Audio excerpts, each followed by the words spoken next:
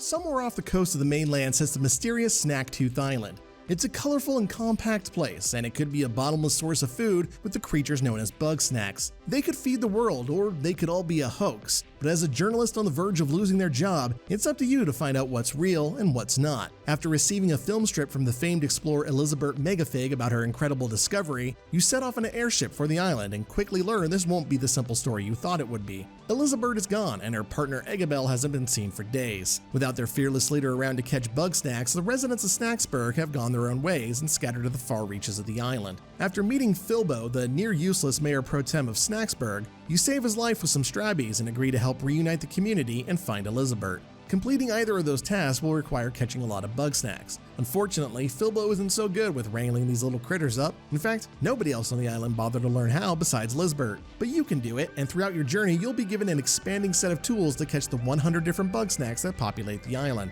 Some are captured quite easily. Bugsnax like crapples, which are apples that are crabs, or roodles, which can best be described as carrot worms, will walk right into your trap. Others aren't that easy, requiring you to study the Bugsnax and the tools at your disposal to figure out the best way to catch them. Your most important tool is your snack scope. Scan a Bugsnax with it and it'll show you its movement pattern, if it has one, and tell you some quick facts about it that might help you catch it. The information isn't direct instructions on how to do so, but it acts as a good starting point. The rest is going to take a little common sense and trial and error.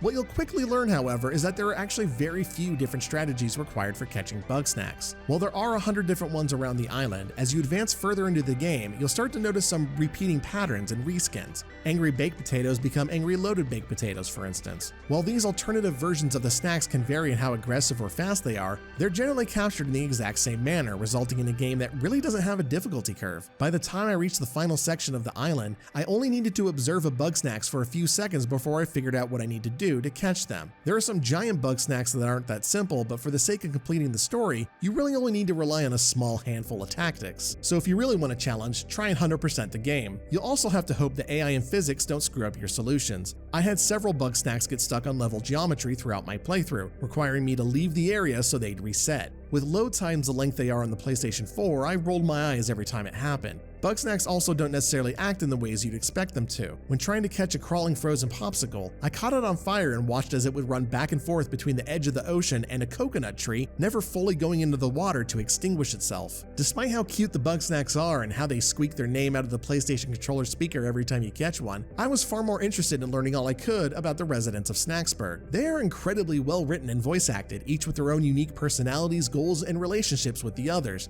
And it's a diverse bunch too, with LGBTQ and non-binary characters among the cast. While you can blow through the campaign in about 7.5 hours, I would suggest taking your time and getting to know all the residents you meet on your journey. When you find one in the wild, you have to complete some tasks for them that almost always revolves around catching Bugsnax. Once they're back in town, they'll give you optional quests, asking you to do some investigating or feed them a specific Bugsnax. Doing so will transform parts of their body into food, and you can create some seriously strange and delicious looking residents that way.